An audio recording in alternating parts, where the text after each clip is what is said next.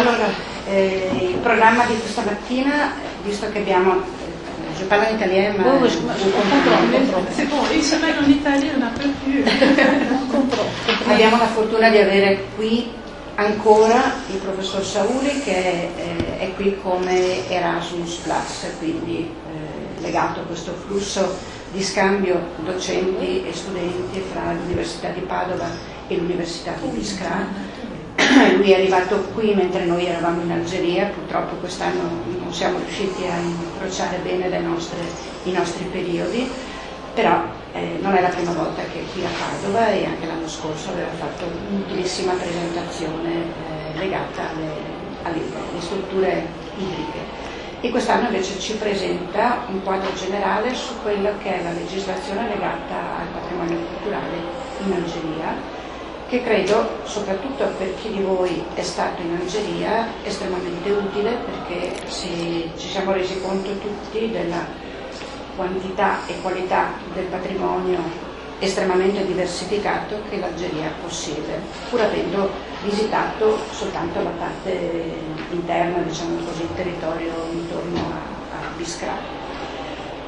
Abbiamo anche altrettanto la fortuna di avere anche altre due persone, due docenti, o meglio una docente e una dottoranda dell'Università di Constantine, quindi siamo in una città un po' a nord-est rispetto a Biskra, che è però il cuore del patrimonio archeologico del territorio algerino, che era compreso nell'antichità fra la provincia della Numidia e la provincia della Mauretania Cesariensis, che era la parte occidentale dell'Algeria. Loro sono archeologhe e quindi hanno un'impostazione, mentre il professor Saouli è un architetto e appartiene alla facoltà di architettura, ma come ben sa il nostro compagno di viaggio, architetto Cagnoni, ha una sensibilità particolare nei confronti del patrimonio culturale, del patrimonio archeologico in senso generale del termine. Qui invece abbiamo archeologhe, quindi parlano lo stesso nostro linguaggio, anche hanno già cominciato a parlare l'anno scorso, perché abbiamo avuto un workshop organizzato a Biskra, dall'Università di Biskra, sul patrimonio archeologico in Algeria, in cui la professoressa di Constantine ha esposto il tema dei suoi interessi che riguardano un territorio in particolare direttamente collegato poi anche al territorio di nostro interesse, che è la linea dell'Ines, e la sua dottoranda, che si occupa invece di letri, quindi ha già cominciato a interagire anche con le nostre competenze, perché ha già parlato anche con Cinzia Bettineschi, che è da noi considerata la nostra esperta di vetri annessi e connessi per sua disgrazia, esattamente come per disgrazia di Elisabetta è considerata la nostra numismatica del gruppo, così come Eugenio è considerato il nostro esperto di idraulica, e gli altri, Luigi e Andrea, ma anche le più giovani fanciulle, esperte di territorio, analisi del territorio, analisi delle strutture. Quindi avremo questi due interventi, un primo intervento del professor Saouli di carattere generale proprio su questi aspetti della tutela, della legislazione della tutela, che poi sono il nostro pane quotidiano ormai, perché non possiamo metterci a scavare se non sappiamo esattamente come le cose che andiamo a scavare potranno essere tutelate e valorizzate. E poi invece un approfondimento sulla una zona particolare, che è il territorio di Hodna, che è il territorio a nord di Biskra, ma direttamente collegato appunto alla linea dell'Ines, per cui avremo l'Università di Constantine che parla con noi. Allora, è un seminario, quindi ci sono delle presentazioni, ma ovviamente siete invitati tutti a interagire, ciascuno per le proprie competenze, perché è un'occasione di crescita reciproca, non soltanto loro danno a noi, ma potremmo anche noi interagire con loro per fare confronti paralleli. Va bene? Allora, grazie al professor Saouli. Allora, lui parlerà in inglese perché gli torna più facile, e se tutti voi siete contenti. Loro parleranno forse in inglese, forse in francese, ma ormai ci siamo abituati a capire, credo, tutto, per cui sapete bene che io preferisco il francese, quindi... Okay. Thank you, Professor Paola Tanocchio. Thank you for all of you for the good reception you gave to us. I try in this presentation, I mean, it is an information for you how the legislation in Algeria has developed from the colonial, or even before, during the colonial period, the French colonial period, and then during the independence period from 1962 until now. I mean, this is the main objects, or the main objects of the presentation. So we have heritage legislation in Algeria. As Professor Zanovello said, I am not an archaeologist. I am an architect. I am interested in cultural heritage in general, and I was responsible for the last maybe 4 or 5 years, because we have a master degree in Biskra called Patrimoine architectural et urbain dans le Sahara, architectural and urban heritage in the Sahara. Now this master has stopped, and within this master degree I was responsible for a course, I mean 2 courses. One, gestion du patrimoine, how to the management of heritage, and the second course was a history of conservation, and I was with Madame Dali. She was specialized in medieval and 18th until the 18th century, and then from the French Revolution until now, I was responsible for this part.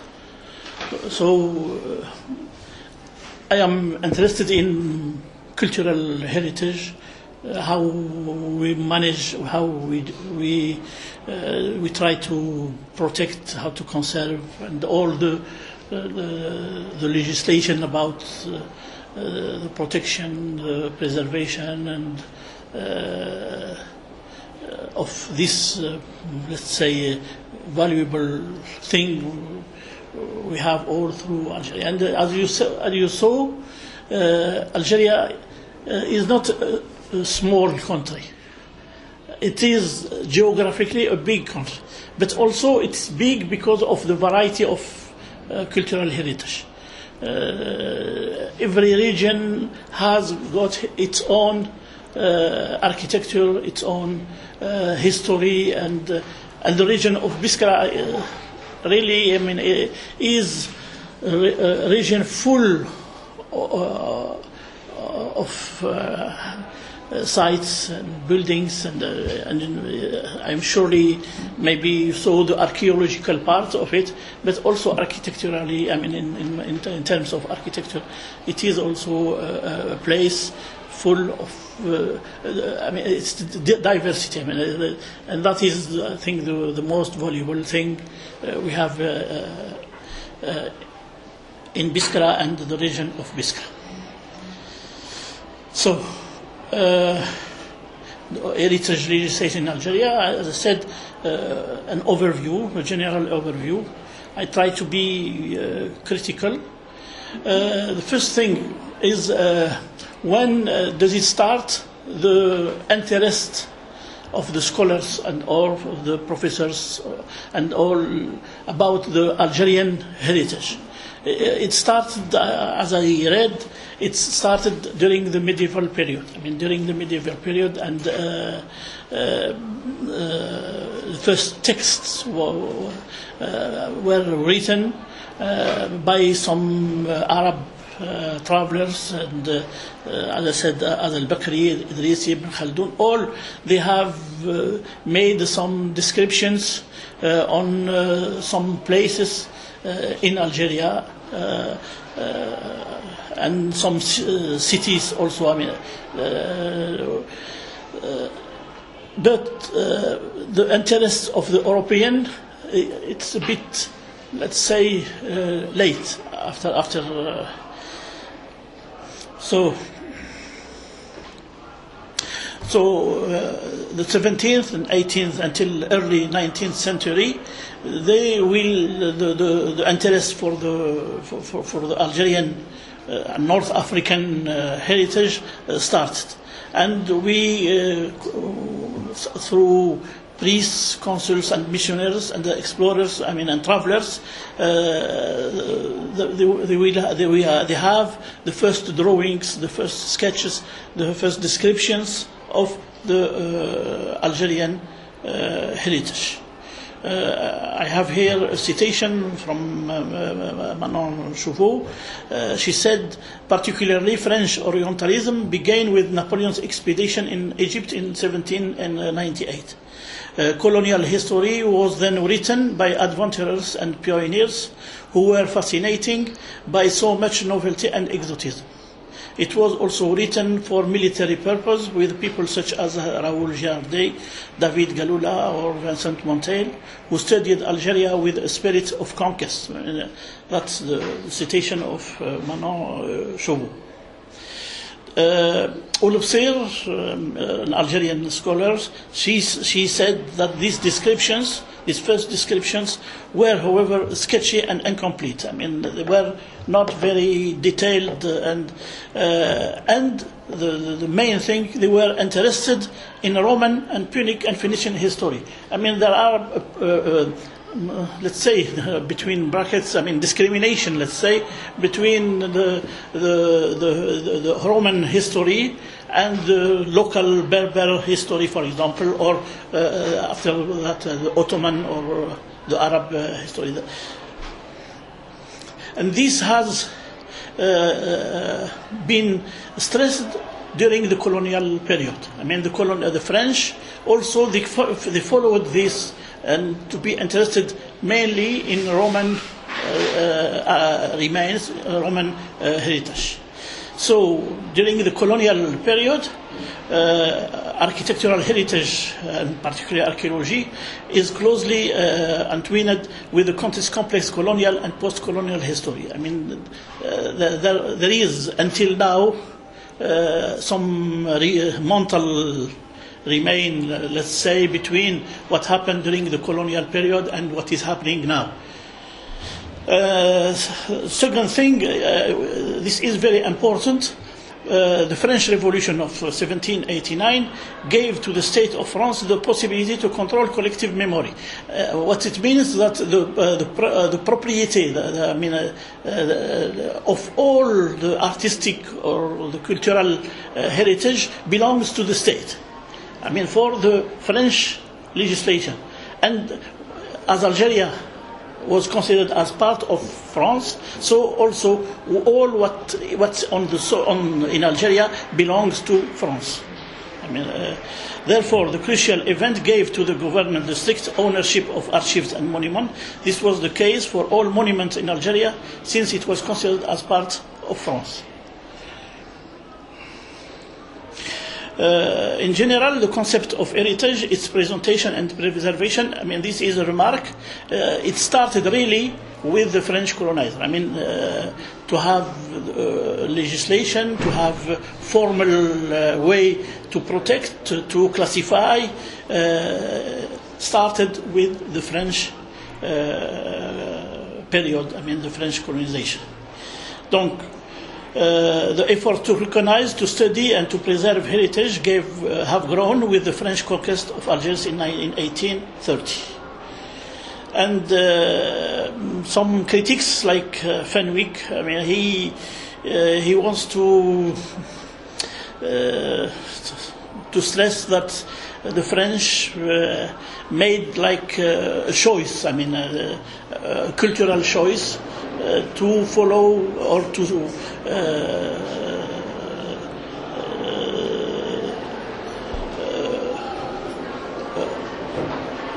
prefer the Roman cultural heritage rather than other.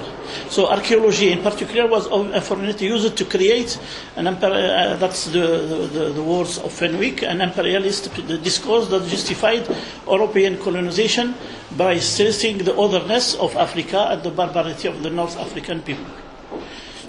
So the research agenda, during the colonial period, were focusing more toward the Roman period. This was at the expense of the prehistoric Phoenician, Punic, Vandal, Byzantine, and Islamic periods. North Africa Roman past became a primary justification for the French invasion.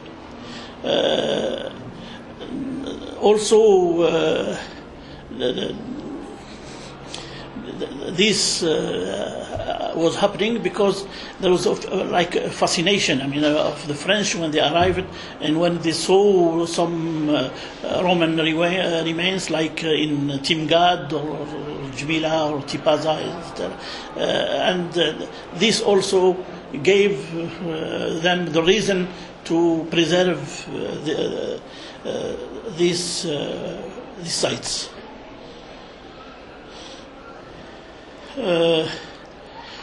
Fenwick also he said that archaeology and the interest for Roman archaeology because it provided pragmatic benefits for the French. The French used the mapping, the recording of Roman settlements, the forts, the limes, for example, all this to trace a new infrastructure.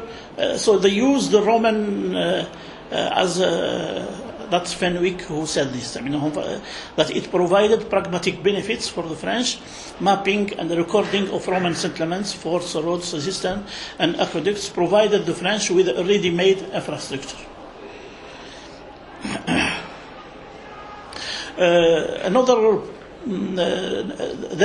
There was a shift, let's say shift. It started in 1860, with Napoleon III. Napoleon III, he was speaking about Royaume Arab. He was speaking about local architecture, local archaeology, etc. So then there was, let's say, a change in the minds of the French colonizers. So the visit of Napoleon III to Algeria in the 60s, minds started to change from a spoil of war to valuable civilization remains. So they were considering the remains as valuable and they should be protected and should be taken charge of and remain in Algeria, because one of the big problems was the stealing of many remains from the Algerian sites to European, le Musée du Louvre à Paris, etc.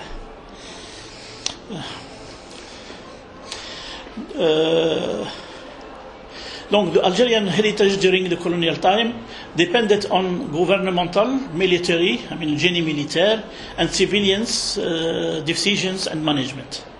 We'll see the conduct of scientific works. There was many scientific works starting by scientific institutions, the creation of museums. For the first time, we have raising awareness in the people, in the scientifics, of the importance of heritage and the evolution of conservation techniques in Algeria.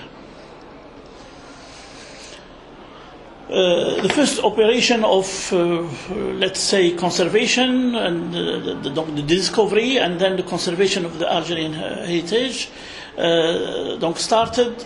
And we have many operations started mainly by the military, génie militaire, between 1840 until 1880.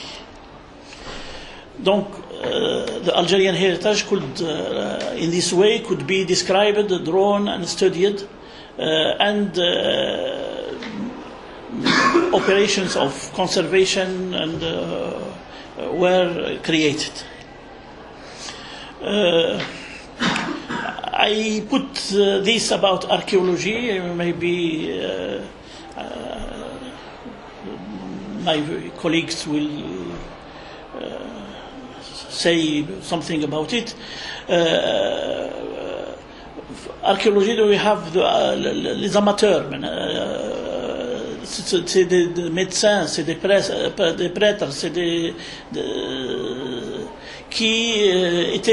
who were interested in the archaeology at that time. And we have very, very early museums were opened in Algeria. I mean, on a le musée d'Alger, la bibliothèque musée d'Alger en 1835. In 1835, if we see it, 1835, it means 5 years after the conquest of Algiers. It's a very short time. This is an initiative of the Maréchal Clausel, who was the Governor General of Algeria, and this Bibliothèque Musée opened in 1838. Which is, I think, it's a very short time. It shows the large scope of the Algerian heritage. And another example, Musée de Cherchel in 1840. The interest for archaeology in Algeria has started very early.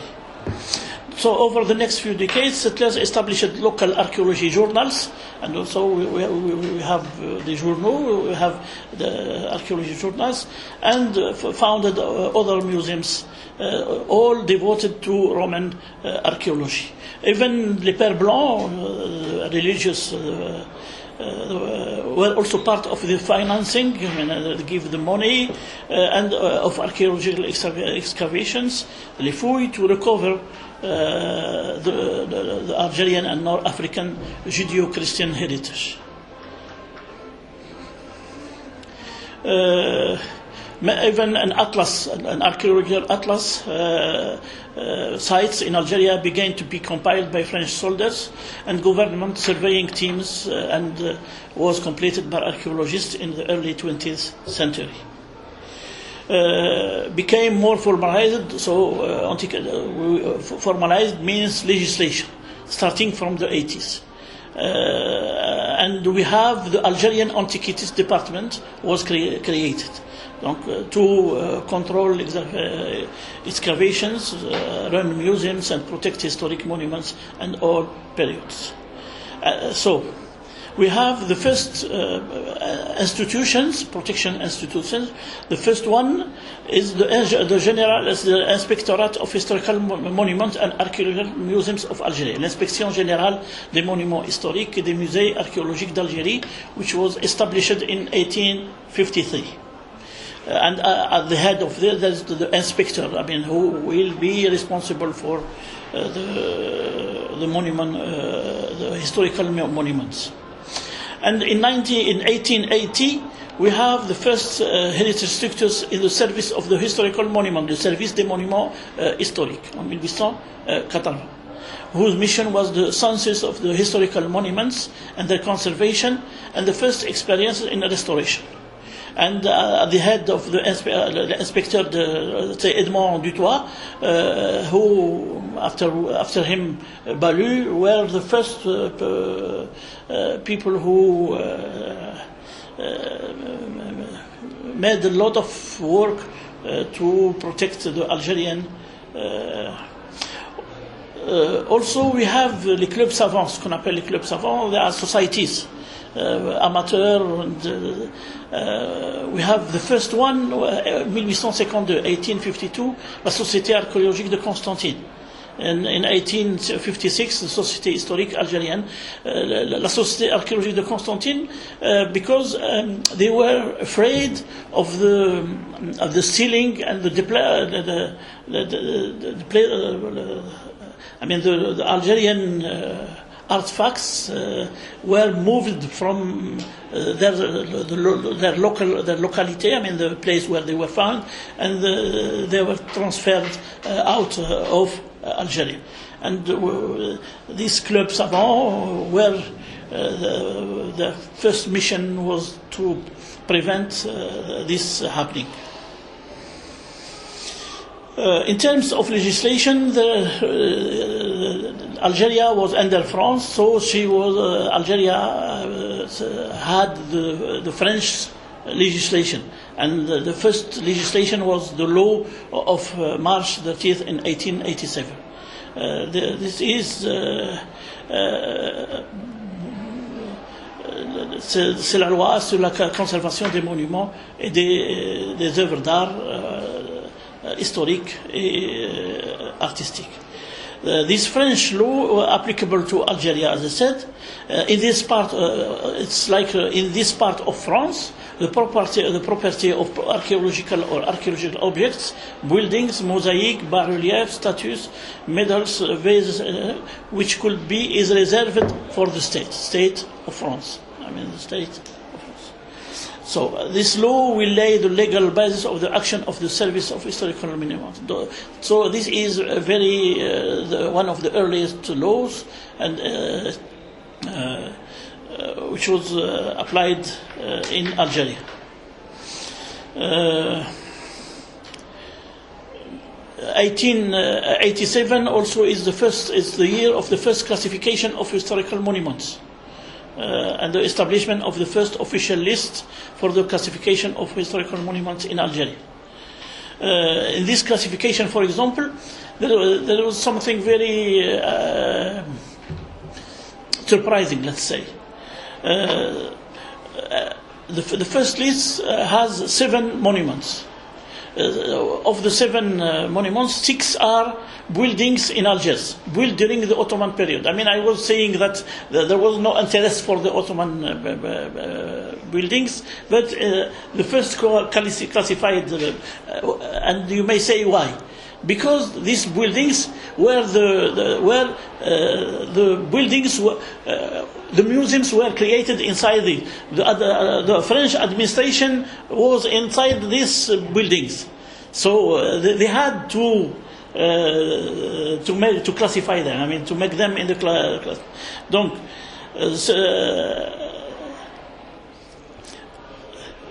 these buildings, as I said, are those occupied and used by the French administration. The second list in 1900, then we have from 7 we have 84 listed monuments. Only 9 of them were of the Ottoman.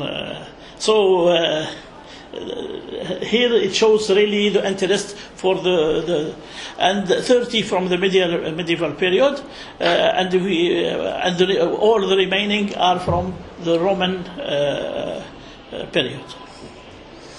The second law, which is very important, is the law of December 31st, 1913.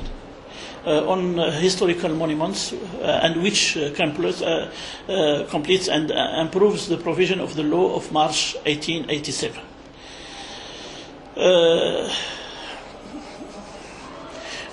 New measures, new protection measures, were implemented. Now the inscription in the supplementary inventory, l'inventaire supplémentaire. So there are new things happening. After that, we have the law of 1930. Here it's the natural sites. La loi de 1930, elle va être étendue, doit être extended to natural ensembles. Not only the building, but also the natural heritage. So the objective is to preserve the characteristic of the site, the spirit of the place, and to preserve them from serious attacks. We have 2 other 1941 archaeological excavations, and February 25th, 1943 is to create a perimeter of protection of 500 meters around the monuments.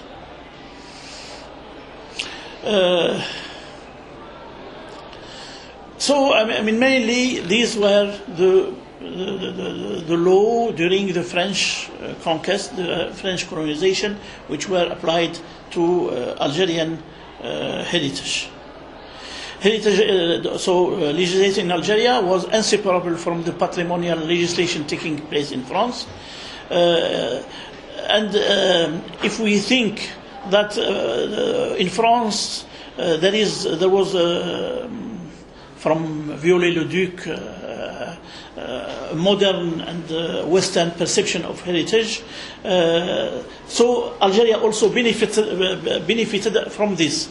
So we have also, we can say,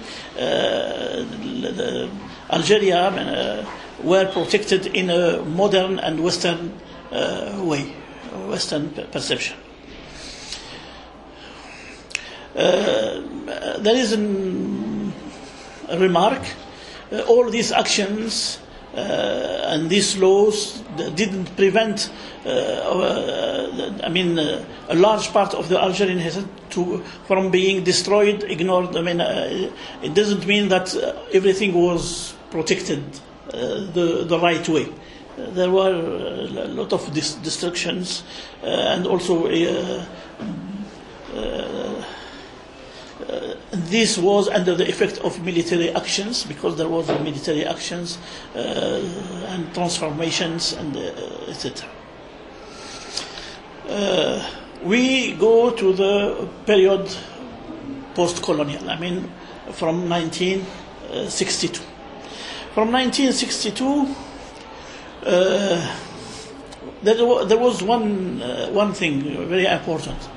That was the law 62 of the 31st December 1962, because the Algerian legislators, and the leaders, etc., they couldn't think about a new legislation. So they said, we will follow the French legislation. And the law 62 of December 31st, it's just to renew the French legislation. But just to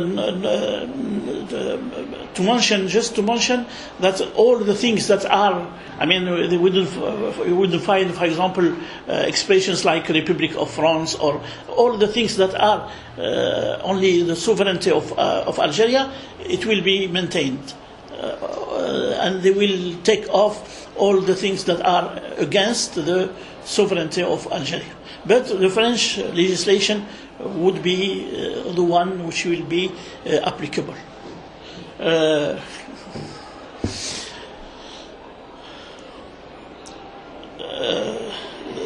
Algerian politicians or the deciders, they were aware of the construction of national identity. So they needed to have, as we will see, an early Algerian legislation concerning the protection of cultural heritage. So the French law of 1930, the one we talked about before, was still applicable as far as heritage is concerned in Algeria. Then this law in 1973 will be repealed. Will be, because we can't have always the French law in Algeria. So there was in 73 there was a law that say this to follow the French, to have French legislation as a reference is no more applicable. As I said, this law of December 1962 will be repealed by the ordinance of July the 5th, 1973. And this ordinance is taking place and applicable from July 1975.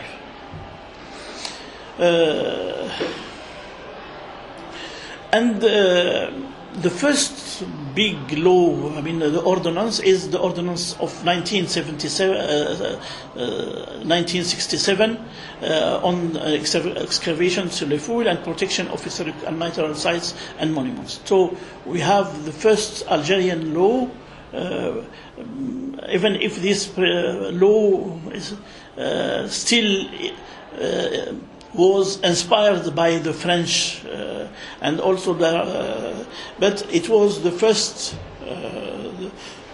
Algerian law on excavation and protection of historic and natural sites and monuments. So the ordinance of December 1967.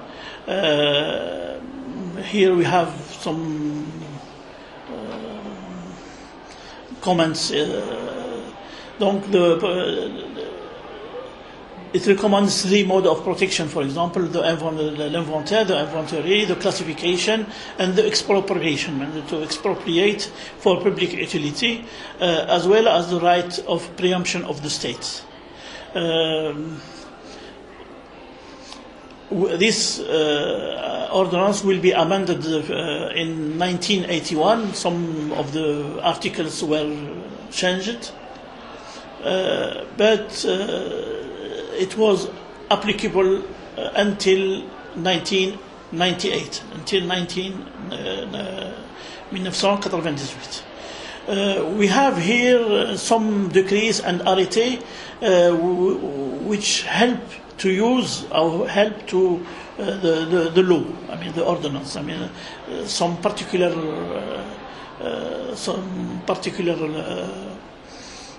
actions should be explained in lesser legislation. I mean we have the law, the ordinance, and then we have the decrees, and in third place we have the arrêtés, les arrêtés. Donc, for example, the arrêté of March 17th, 1980 was on authorization for archaeological research, for example, according always to the law of 1967. So I have here many decrees that were, for example, I don't know, the decree of 1985 establishing the National Museum of Bardo in Algiers, etc. Now, this is the conclusion of about this ordinance. It's not only what I am saying. It's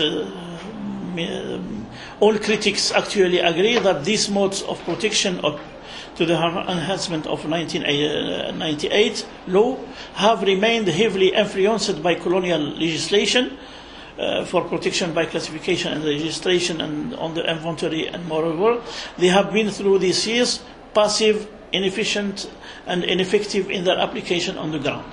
So there was a very critical position. I mean, if we look at this law of 1967, so there was a real need for a new one that takes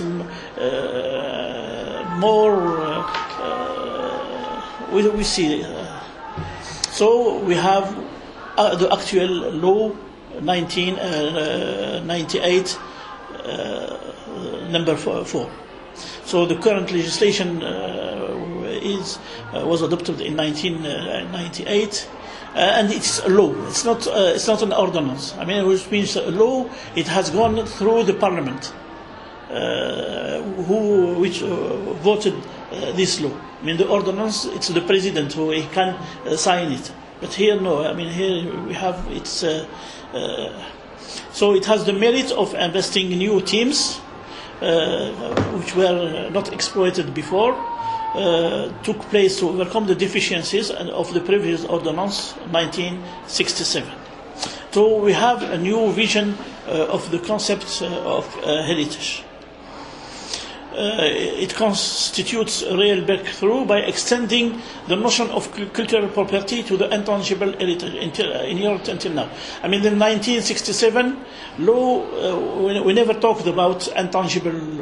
mean, immatériel, le patrimoine immatériel, intangible heritage. Algeria was, I think, the first country who signed the Convention of 2003 about intangible heritage. So there was a very big interest in the Algerian policy to extend heritage not only on buildings, on material heritage, but also on immaterial, intangible heritage.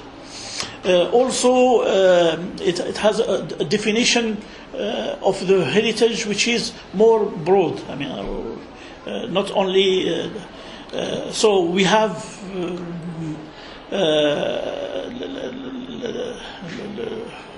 heritage, intangible and material heritage, and in the material heritage we have mobilier, I mean the movable and immovable heritage, and we have also a new innovation in this law is the creation of saved areas, I mean secteur sauvegardé. Donc we have les biens culturels immobiliers as defined in, and here there was a link with the Venice Charter, I mean, which is something very new for the Algerian legislation. Also, when we speak about even the Chart of Washington, for example, also it has got some links. So we have donc les biens culturels immobiliers. We have a definition of the monument historique, more modern definition. Say all the monument historique, they include all these paintings, sculpture, monumental buildings. Ensemble of religious structures of prehistoric area, funerary monuments, caves, memorial, all. So as we see, there is a large,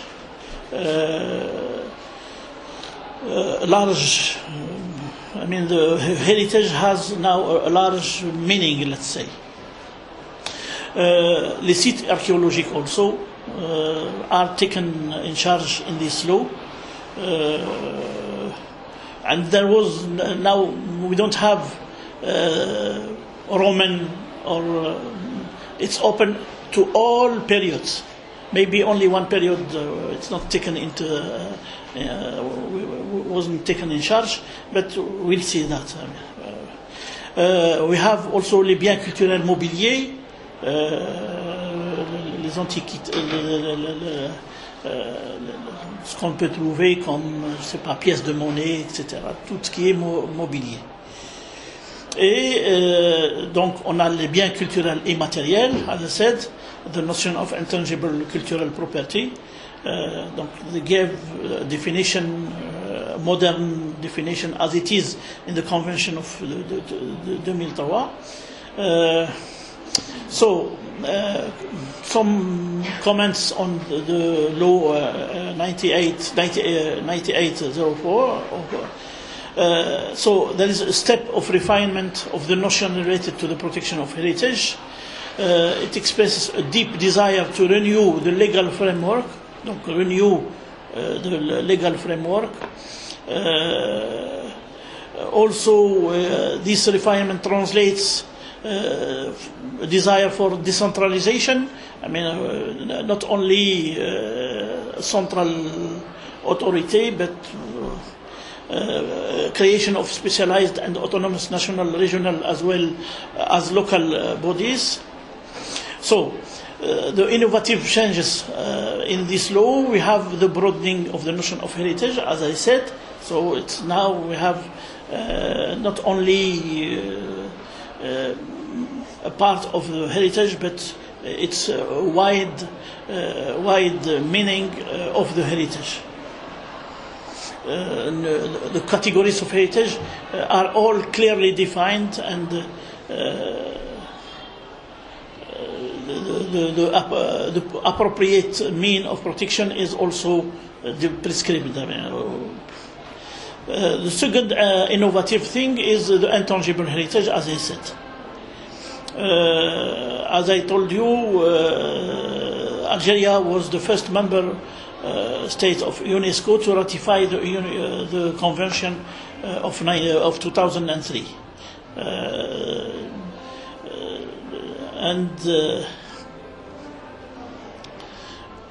we think that material and immaterial are linked. I mean, we cannot speak about buildings without traditions and without people. And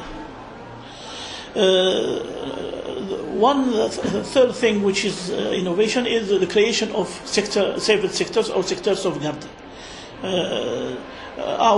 Now we think about small villages, small ensembles, some small sites which have the sort of unity architecturally. I mean, unity. So they justify protection, restoration, and rehabilitation. And this is a new thing in the law. And we have l'agence des secteurs sauvegardés. It's an agency. It's a national agency in the Ministry of Culture, and which proposes plans of protection and enhancement of archaeological sites and the protection zone, the PPM-VSA, concerning the archaeological zones. But for the Kasbah, for example, the Qsour, etc., we have the PPSM-VSS, which is the permanent plan for the safeguarding and enhancement of safeguarded sectors at national level. So this agency is responsible to the supervision of these sites. Now the natural sites. One thing new, we don't have in this law anything that speaks about natural sites. The natural sites are taken from the law on cultural heritage, and it goes to another ministry, which is the Ministry of Environment, so the supervision of Ministry of Environment. So the Ministry of Culture don't have any, let's say, responsibility in the protection of natural sites.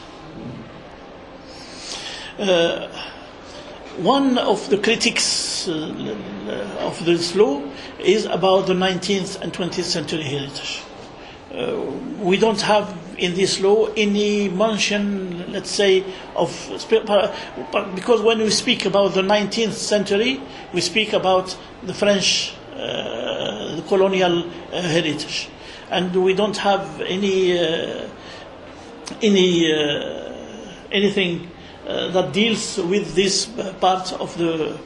I don't know. I mean, some people they say it's voluntary or it's not voluntary. I mean, why they omit to mention the 19th century? And a lot of people actually they think that the colonial period, the colonial heritage, is part of our culture, and it should be also protected, and it should be think of as part of our cultural heritage. So, as I said, this omission, either it is voluntary or involuntary, can be highly detrimental and negative for the safeguarding of memory sites produced during the 19th and 20th century. It raises today a certain number of questions on the place to be given to the colonial heritage, and raises the problem of the relationship of the Algerian society to its history. Still there are, let's say, wounds, on a encore certaines blessures qui sont encore ouvertes, I mean, so wounds that are still open. Maybe in the next years there will be an amendment of this law with concern to colonial heritage. There are also some in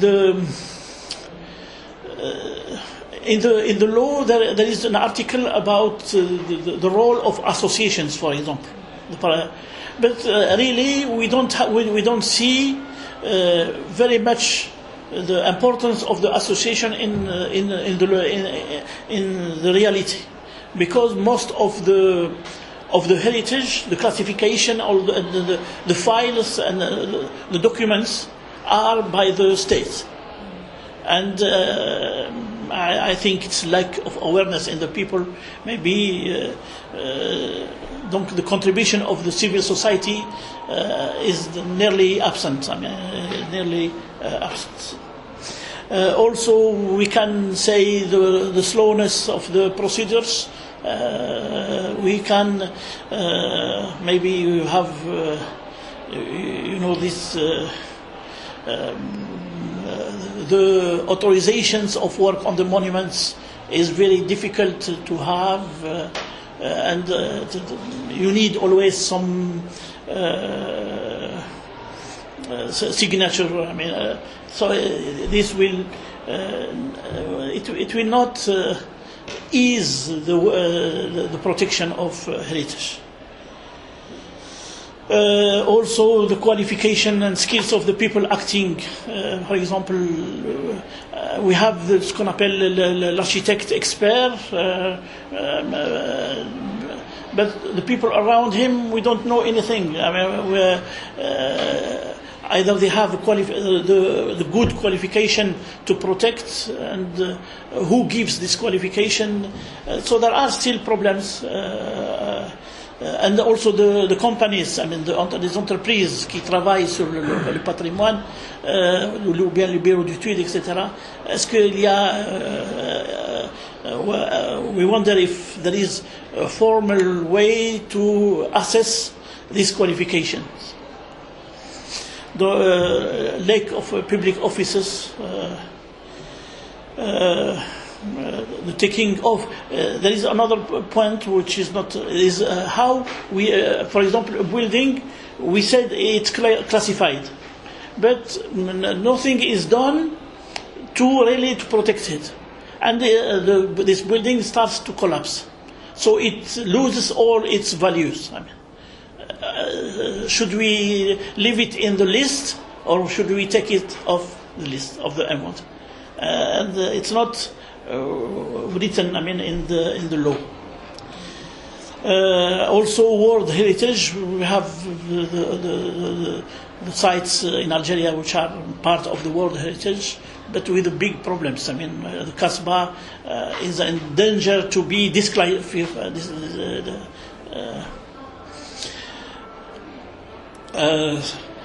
Some comments about archaeology. The interest of other periods than the Roman, the Berber heritage, the Ottoman and the colonial periods should be invested.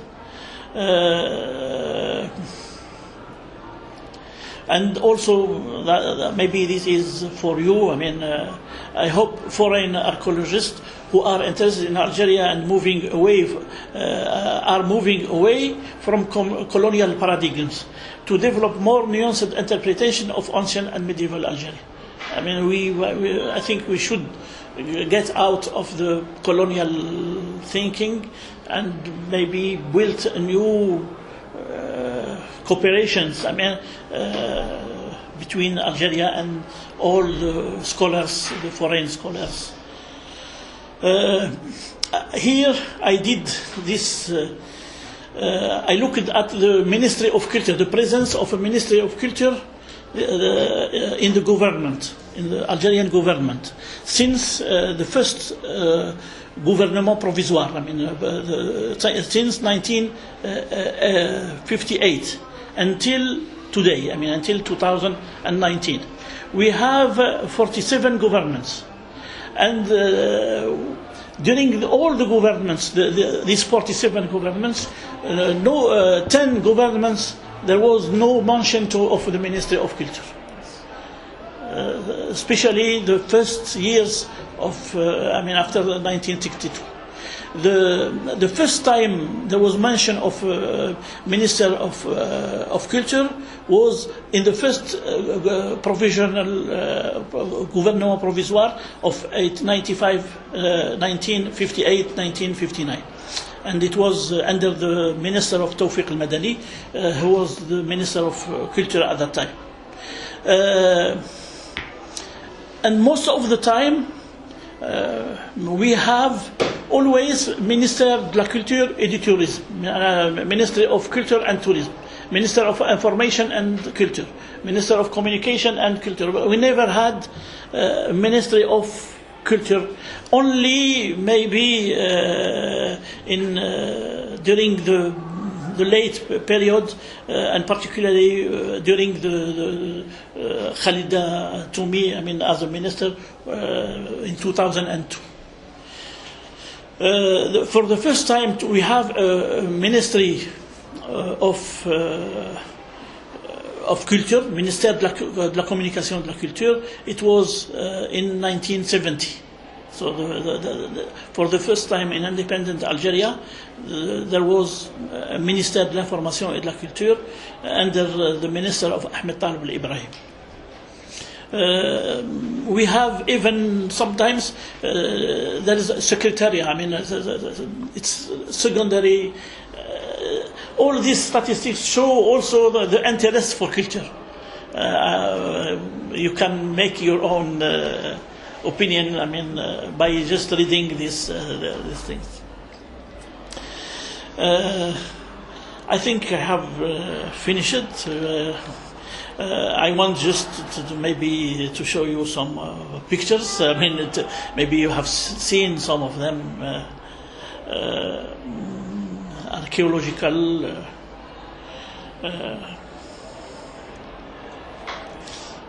Timgad.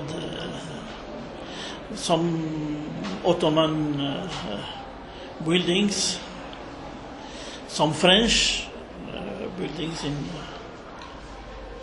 So this is the diversity I was talking about. It's French, in Algiers. Période un peu le style du protecteur, néo-mauresque. And some local architecture, like here in Mzab, Gardaya. Here it's near Biskra, in Touggourt. We have some French. This is an electrical building. An electrical building, but from outside. And here it's not a mosque. It's a chateau d'eau. It's a water tank. But they don't want to have the vision, so because it's tall, so they make this as a chateau d'eau, and they pump the water from until the top. Some vernacular, you can see the situation. It's a very bad situation. And some also in the mountains. We have here it's Ain Zaatout, not very far from Biskra.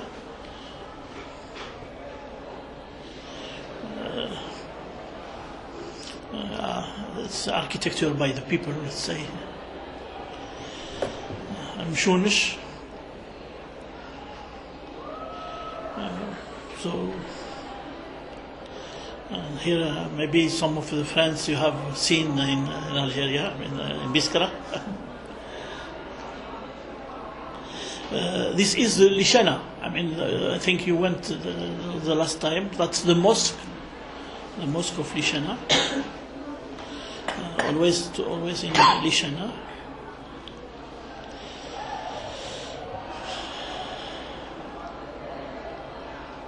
Thank you for your attention.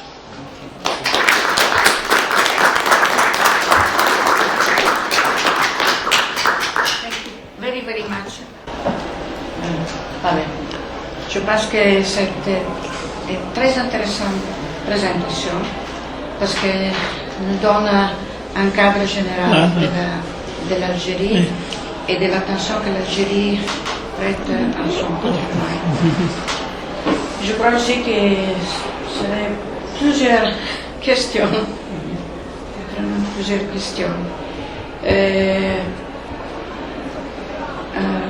On peut faire maintenant un quart d'heure de questions sur ça et après on écoute la deuxième. Okay. Vous préférez qu'on fasse le contraire?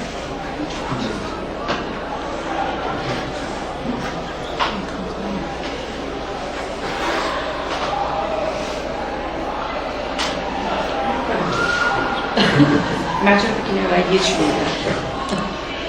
Potete dirle anche in italiano se volete. Why the law didn't protect the 19th and the 20th century? The law, the Algerian law, don't protect the heritage in the 19th century and the... Why? Why? Yeah, this is very, I mean, as I said, I mean, the wounds, I mean, the people, maybe, that's a point of view, my point of view, they still think they have a bad memory of the French, and so maybe they didn't dare, they didn't have the courage to put it in the law. But actually, there are a lot of people, they think that it should be in the law. I mean, there should be articles that that are interested in 19th century heritage. I should make a small remark. I mean, it doesn't mean that maybe you don't find, I don't know, monuments classified from the colonial period. But there are people who are interested in colonial period buildings, so they take care of it. And this is also one of the what about the buildings that are not classified? And they have many an architectural or historical importance. How to deal with this type of, but for the colonial period, I think there are still apprehension about this period, and maybe the people, they are afraid. Maybe it's a cultural problem. I think it's more a cultural problem. Perhaps also political problem. Yeah, political problem. Yeah, maybe political problem. Je peux parler en français. Je pense aussi le développement de la législation entre le 19e siècle et le 20e siècle s'était développé en tant qu'idéologique, historique, et récemment, au 20e siècle, c'était la question de protéger le matériau. C'est les nouvelles normes de la restauration. Donc on restaurait pas la mémoire uniquement, mais on restaurait la matière aussi. Donc l'Algérie a signé beaucoup de chartes, de lois internationales. Donc l'Algérie, elle est obligée d'actualiser ces lois selon les normes, selon les normes de matière, beaucoup plus. Puisque le patrimoine n'appartient pas à l'Algérie uniquement, le patrimoine appartient à l'humanité. C'est pour ça, en marchant dans le temps, on doit actualiser les textes. Oh, yeah, it should be. Yeah. It will be changed. It should be. I mean, the next few years. I mean, we will have amendments and new. I mean, in the law itself, concerning the 19th and 20th century.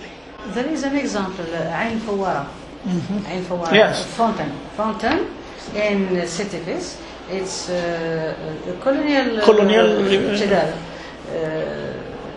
specific. Yes, it's classical. Yes, it's classical. We began. Yeah. It's coming. Minds are changing. Yeah. And for example, for this fountain, which is situated in the middle of the city, Yeah. very important for the people. Yeah. During the last 100 years, they have known only this fountain, and it has got a valuable memorial history in the city. And it happened that a year ago, there was someone who tried to destroy it, and there was a really big noise around it. People they didn't like the destruction of this fountain, because it shows a woman, a naked woman, and they didn't. Some people they didn't like how we can destroy such a cultural heritage, and it was restored. And Really, it was still with the minister. Yeah. So grows also a community. Huh? So also grows a community. Yeah, the community they didn't accept it. They didn't accept that such memorial place. Just to give you an example why it is very important. The local football team, for example, when they have a very big football team in Algeria, and when they get a cup, for example, they bring the cup to the fountain, and they put the water and drink from the fountain. So it has got really a meaning. And when it was destroyed, not people they didn't like. They didn't accept it. So the authorities had to restore it and. I can add something. It's not much different to me from what happens here in Italy or in Europe with the World War heritage. The first one is starting to be recognized, but for example, the Second World War is still very much controversial because the scars are still open. But still, people are living. So I think there's a parallel. There's something. It's good parallel, yeah. In Italy, it's not protected. Yeah, it is a good parallel, yeah. In our recent mission in the last two weeks in Algeria, we got the impression that looting is illegal excavation. It's a very, very serious problem in Algeria. Is the legislation effective and really effective on that? Or not. This is an area where the teleobservation, remote sensing from satellite, could be crucial. Because the feature produced by the excavation produced by looters are quite easily detectable. So I think it should be just a matter to accept the idea that this is a key problem and to start to face it in proper ways. Yeah, what's happening in parallelogram and Exactly. all around, it's really very bad. I'm not very informed, maybe my colleagues will be more on this, but the archaeological sites which are recognized, you find protection around the site, but most of the archaeological sites are not recognized. They don't know. We don't find them written in the books and so you discovered something new which maybe nobody knew about it before. But the local people, they know about it. And they go and they dig and they do the looting, as you said. Yeah. Here, the means, les moyens, which are put, I think the law exists, but the means, in terms of, as I said, the qualification of people, the number of people, when you have an archaeological site, just one person who has got the keys, last year, maybe you remember, we didn't have the key. We were waiting for someone to open for us so what we did, we jumped the wall. We entered this site. How about there is a problem. I mean, this is really maybe there is the awareness of the people. They should care about this heritage. There should be, like, not say the police, but people who guard, who keep these sites, and the law should be very strong to punish the people who are looting. The basic question could be related to how possible contribution to the subject. On the Italian side, not only the Italian side, there's a lot of expertise in detecting automatically from remote sensing, using simple inspection of aerial photography or satellite photography, or using a little bit more sophisticated approach such as artificial intelligence and automatic recognition of excavation produced by I wonder if maybe the Italian, our team ourselves could make some proposal on that issue, and perhaps contribute to these issues. My friends would maybe better answer this question. Yes.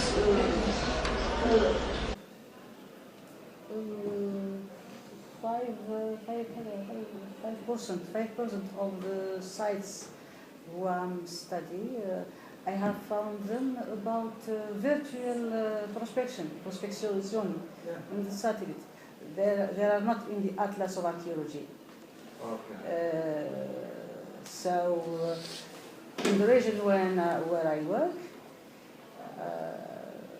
I'm working a lot, prospectioni, and also prospectioni virtual with the satellite image. So I have found there's sites DAs, a lot of sites. But the law don't protect them. There is a procedure to protect the site. There is a long procedure, bureaucratic procedure. Preparing a dossier, file, who do that? There is an institution in all the departments. There is one institution. This institution happens to specialist.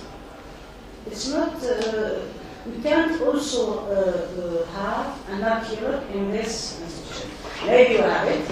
If you have it, there is not needs nowhere, because it needs a lot of needs. Voiture, taxi, appareil photo, GPS, cam. Also, there is not we've given all this myths to this archaeology. So it's the consequence where all these sites are also be exposed to the pilling. For example, when we prospect some sites, when I passed with my colleague, the people who saw, when we go, they go to excavate. When we return back another time, we find they're excavated behind us. With some bottle of beer. Yeah. So the only thing we do, we document this. We document this discovery. And we are writing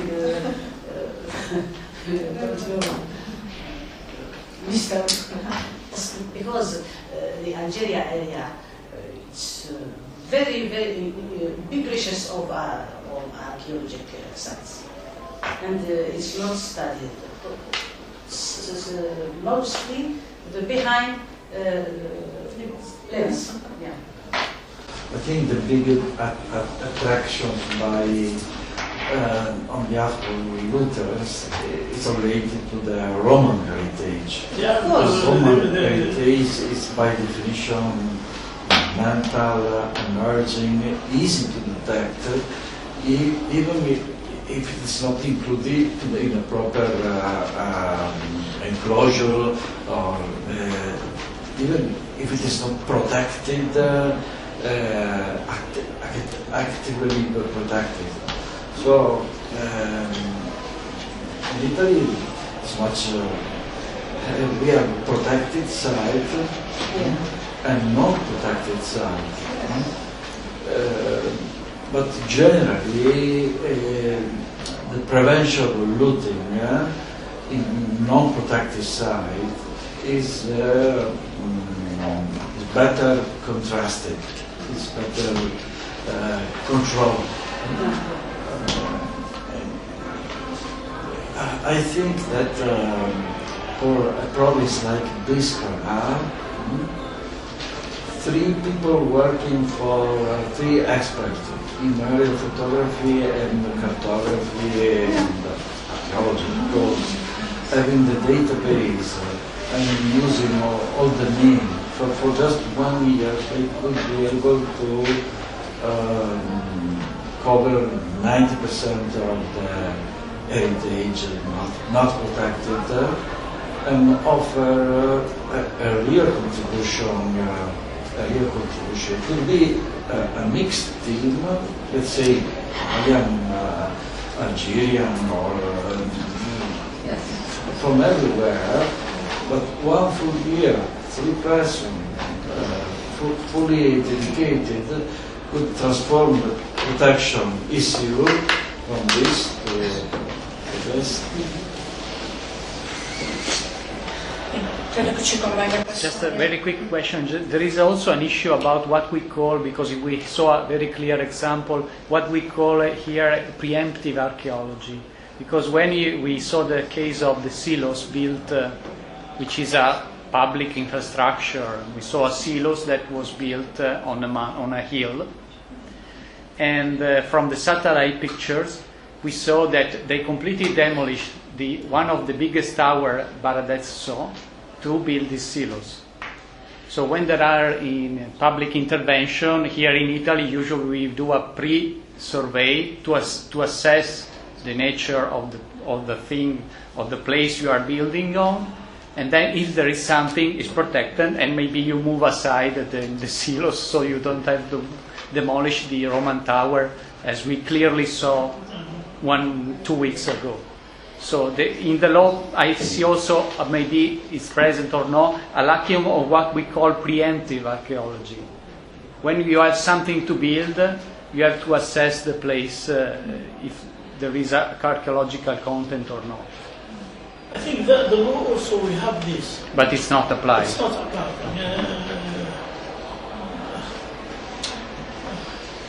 For example, not speaking about archaeology, heritage, we have the city of Zineddine, which is just about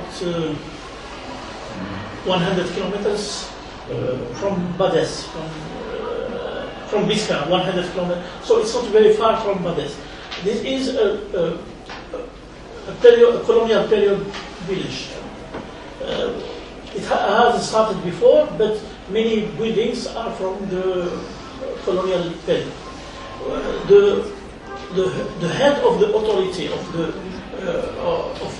the city, not the city, I mean the province of Biskra, he decided to build just nearby a range of new housing, with concrete, with there is no respect of the material, no respect of the shape, no respect of the colors, no respect of anything. And he is the first responsible of the province, because he was thinking about a national program to house the people who are in need. So he just said, build this. And he knows that the Zineddine is one of the first sites which have been classified during the French. So it's not only it's very an old place, old as it is, old as classified, and very important place within the heritage in Algeria. But he didn't care about it. He said that he wanted to build these houses. He built them. So how can you think about doing investigation before and going there and just to have? Because it's just mandatory if you have to do something. If you have to do something. It should be mandatory. I mean, it should be you are obliged before. But first, it should be in the law. Then the law should be applied. I don't know if it's in the law that it's mandatory to do something. Sometimes. Only the site classified mondial patrimoine are well protected. Okay. The 7, I think they 7. 7, yeah. 7. And the other, all the other. Okay. Thank you very much.